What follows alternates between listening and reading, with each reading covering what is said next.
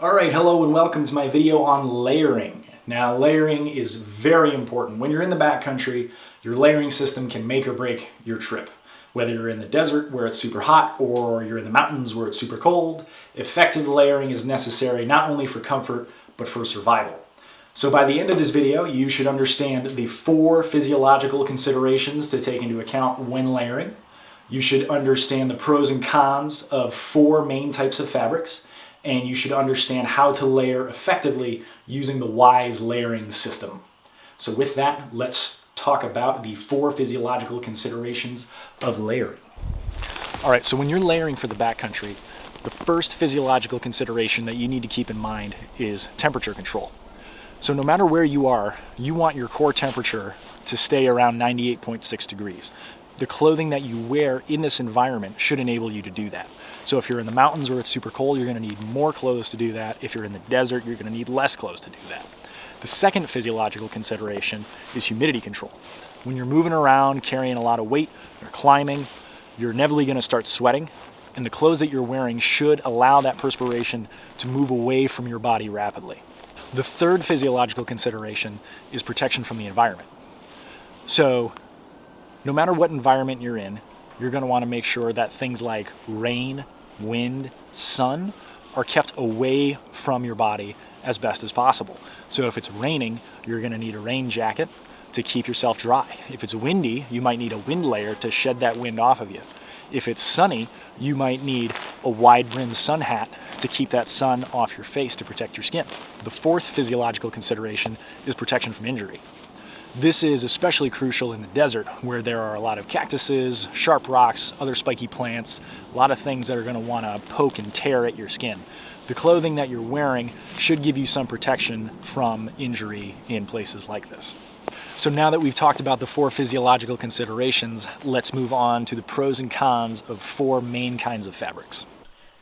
All right, so the first fabric that we're going to talk about is cotton. So this right here is an example of a cotton t-shirt that you might wear on an average day at school.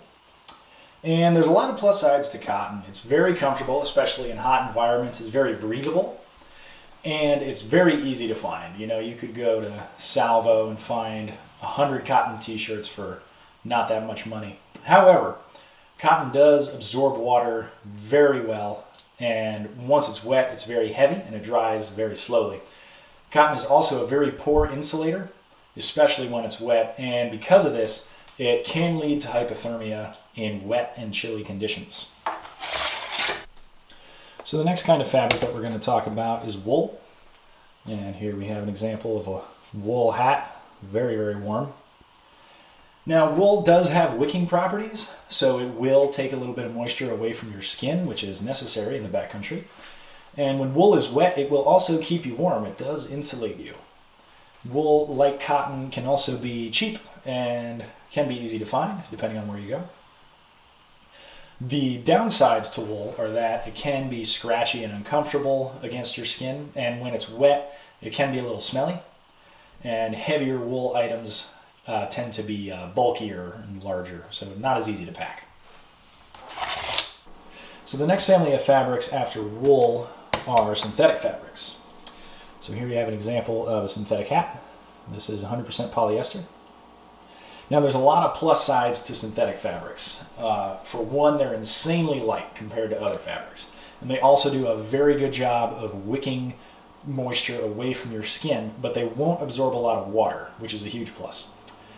Synthetic fabrics are also very good insulators, and when they do get wet, they will dry quickly. Now on the downside, compared to other fabrics, synthetic fabrics are usually pretty expensive. And they can also melt if they're exposed to high heat for extended periods of time, so that's something to look out for. Synthetic fabrics also hold on to body odor pretty well, so they can become a little smelly as the trip goes on. And if you don't follow the care instructions, they will wear out quickly. So the final family of fabrics are blends of fabrics. So this is an example of a base layer.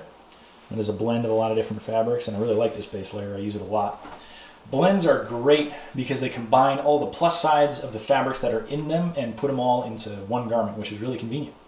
However, they also combine all the weaknesses, which is something to look out for. Now, pay special attention to blends that contain cotton, because any blend that has cotton in it in any percentage is more likely to absorb water and will freeze in cold temperatures. So definitely be on the lookout for that.